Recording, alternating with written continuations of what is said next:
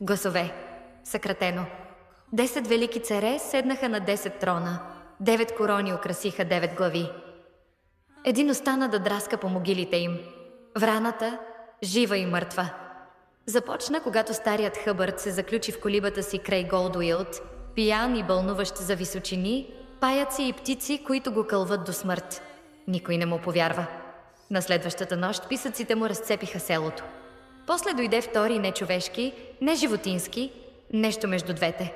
Жената на хлебаря извика «Магьосници!» и всички полудяха.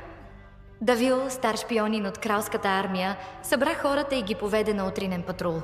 Но при изгрев едно семейство беше изчезнало, къщата им разкъсана, животните избити. После изчезнаха още двама от полето. Когато ги извикаха, нещо им отвърна с глас, който почти беше техният. Ръждясъл, скърцащ, сякаш нещо се учеше да говори. Давил попита пак.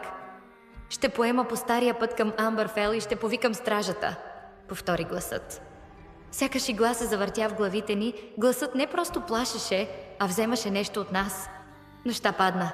Половината къщи се заковаха. Отвътре шепоти, смях, крясъци. После светлините угаснаха една по една.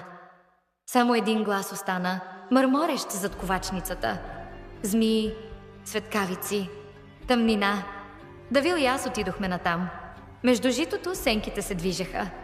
Видях лице нечовешко, изкривено, като плат с ръждиви зъби, а зад него нещо огромно, на тънки крака, пълно с черни птици, които дрънчаха като клетка. И очи. Стотици очи. Сега Голдуилд го няма. Всички са мъртви. Само аз останах, но го чувам. Гласа. Щом веднъж вкуси страхът ти, никога не те пуска. Давил?